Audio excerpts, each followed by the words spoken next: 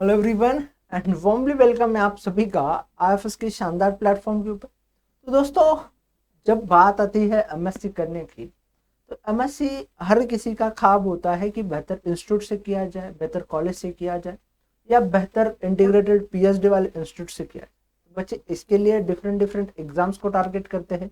अगर मैं बात करूँ उन एग्जाम्स की, या तो फिर वो बच्चे टारगेट करते हैं आईआईटी जाम को, गैटबी को या स्वीट पीजी को। अब बात ऐसी है कि इन तीनों एग्जाम्स को क्रैक करने के लिए आपके पास चाहिए डेडिकेशन, हार्डवर्क और मेहनत। उसी के साथ साथ आपके पास चाहिए कंसेप्चुअल क्लैरिटी, फैक्चुअल सवाल और टाइम मैनेजमेंट का एक बेहतरीन आपका मैनेजमेंट।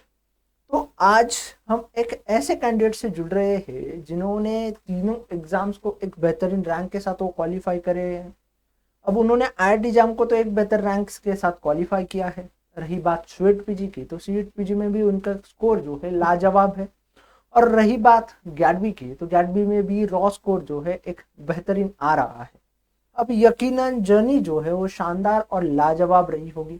मेहनत उन्होंने जी जान लगा के की होगी, कंसेप्चुअल क्लैरिटी रही होगी, क्वेश्चन प्रैक्टिस की होगी, मॉक टेस्ट लगाए होंगे और मेहनत जो है तीनों एग्जाम्स में उनकी चमक रही है। अब ये सारी बातें क्या रही, किस तरीके से उन्होंने इस एग्जाम्स का प्रिपरेशन किया, जानते हैं हर एक चीज को, हर एक फैक्टर को बहुत आराम से, इत्मीनान से उनसे ही। और जानते हैं उनकी जर्नी क्या रही थी इस एग्जाम्स की। तो हेलो, हेलो सर। थोड़ा अपने बारे में हमें बताइए। Sir, myself Praveen Bandopadhyay. मैं बर्धमान, वेस्ट बंगाल बर्धमान से हूँ।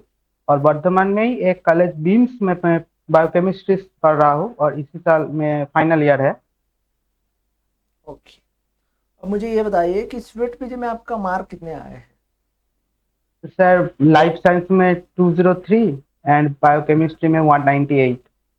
ओके, लाइफ साइंस में 203 और बायो केमिस्ट्री में 196।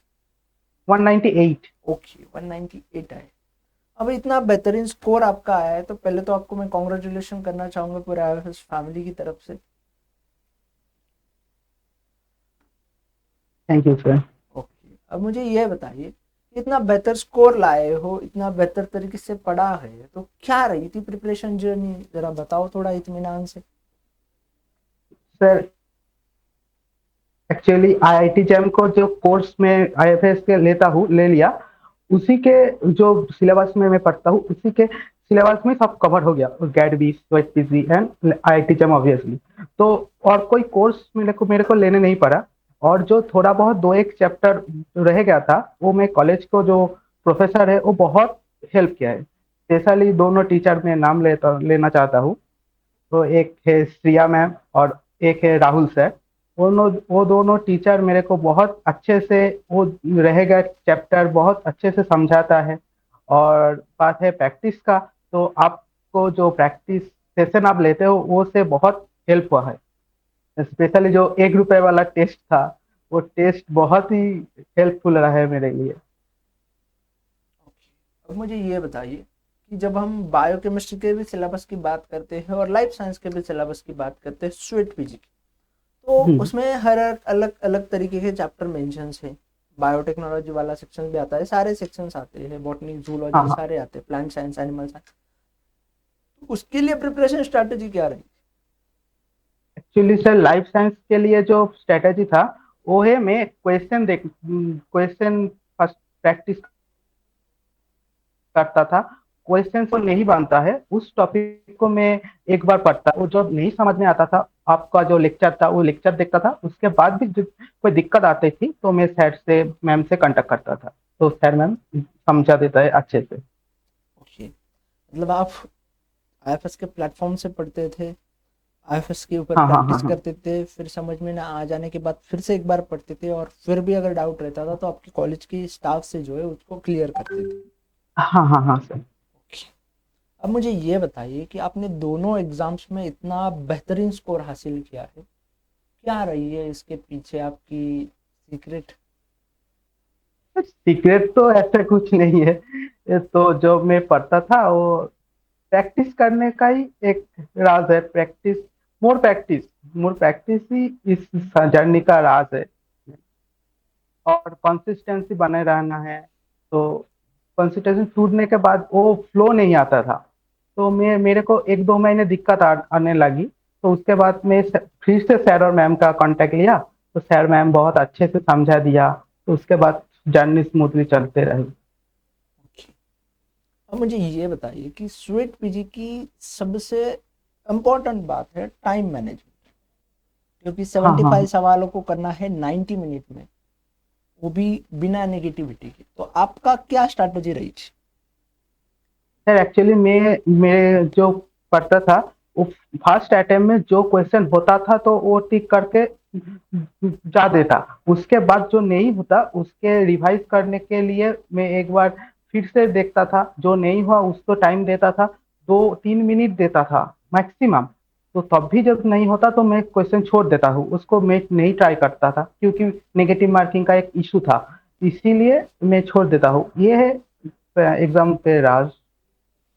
ओके। अब मुझे ये बताइए कि आपने दोनों सब्जेक्ट्स में इतने बेहतरीन स्कोर हासिल किया है, तो दोनों स्टडी को कैसे मैनेज किया, या फिर आपने कुछ अलग से स्टडी नहीं की थी, बस मतलब फ्लो के साथ चले गए?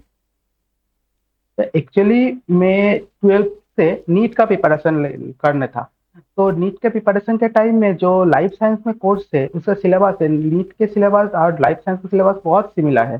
तो इसीलिए मेरे को ऐसा कोई दिक्कत नहीं हुई।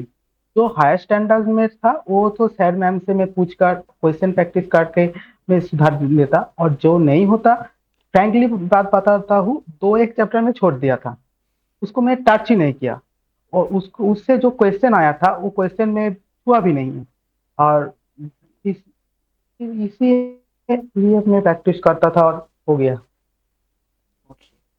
अब मुझे ये बताइए कि आईआईटी एग्जाम को भी अच्छे रैंक्स के साथ क्वालिफाई किया है, स्वीट पीजी को भी एक बेहतर मार्क के साथ क्वालिफाई किया है, और गैडबी को भी आपके रॉ स्कोर के अकॉर्डिंग मुझे पता है कि एक single digit double digit rank के आसपास आप रहोगे।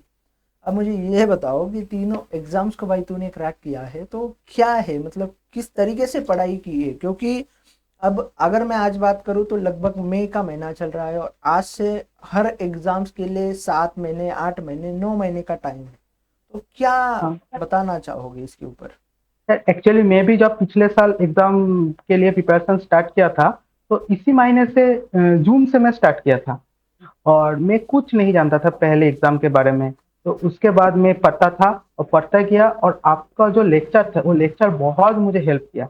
मैं प्रॉपरली एक एक नोट बना कर रहता था कि बाद में जो कुछ दिक्कत हो गई तो वो नोट से मैं कवर कर लूंगा। और वो नोट में कॉलेज का प्रोफेसर के क्रॉस चेक कराता था। तो कुछ दिक्कत होती या कुछ एडिशन करने था तो वो न उन्होंने सब कुछ कर देता था। और सुबह में पढ़ाई करता था और रात में देर रात तक मैं प्रैक्टिस करता था। बहुत क्वेश्चन पेपर में सॉल्व किया था। एक एक पीवाईक्यू पेपर में 2-2 बार सॉल्व किया हूँ। ओके, तो आपने और एक एक पेपर को जो है दो दो बार, तीन तीन बार सॉल्व किया है। हाँ, हाँ, हाँ, हाँ, हाँ। ओके। अब मुझे ये बताओ, और यही मैं आपसे लास्ट सवाल भी पूछना चाहूँगा, कि जो भी नए एस्पिरेंट्स हैं, आपके जूनियर से और आईएफएस के सारे फैमिली के मेंबर हैं नए जुड़े हुए, जो भी आपको देख रहे हैं, उनके लिए क्या सजेशन देना चाहोगे? क्योंकि मैं जब भी एमएस एंट्रांसेस की बात करता हूँ तो मेरे सामने चार नाम होते हैं। पहला होता है टीफर, दूसरा होता है आईआईटी जाम, तीसरा होता है स्वीट पीजी, या फोर्थ होता है गैट बी, मतलब सीक्वेंस के वाइज मंथ के अकॉर्डिंग जाऊँ तो। और आपने लगभग चारों एग्जाम्स को क्रैक किया है।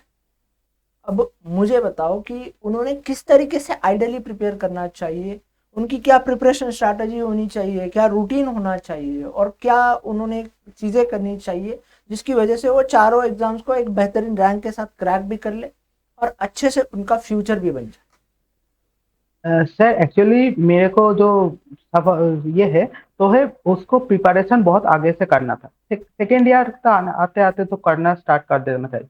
उसका जो फिजिक्स केमिस्ट्री और मैथ आईआईटी जैम के लिए जब स्ट्रांग होता है तो कोई दिक्कत नहीं, और जो स्ट्रांग नहीं होता है ना उसको बहुत प्रैक्टिस करना पड़ता है। और रही बात बायोकेमिस्ट्री बायोटेक्नोलॉजी की, वो बायोटेक्नोलॉजी में बहुत सारे ऐसे ऐसे कॉन्सेप्ट है जो एक बार में समझ नहीं आता, मुझे भी समझ नहीं आया। तो उसको बहुत सारे प्रैक्टिस करना था। और बायोकेमिस्ट्री में जो स्ट्रक्चर था, वो स्ट्रक्चर वो जो पाथवे था वो लिख लिख कर प्रैक्टिस करना था, क्योंकि वो एक एक स्टेप से क्वेश्चन आते थे। और एक एंजाइम से वो एंजाइम कैसे रेगुलेट करता है, तो वो बहुत ईमानदारी से करना था। और प्रैक्टिस प्रैक्टिस प्रैक्टिस, जब जब जितना करोगे उतना रैंक आपका इम्प्रूव होगा। ठीक है, तो thank you so much for sharing your thank you sir. Journey and your experience with us. मैं शुभकामनाएं देना चाहूँगा कि आपका गैट का रैंक भी एक बेहतर आए और जहाँ पे आप चाह रहे हैं आपका फ्यूचर का स्टडी हो वो आपका हर ख्वाब पूरा हो जाए। Thank you so much thank you and sir. All the best to you.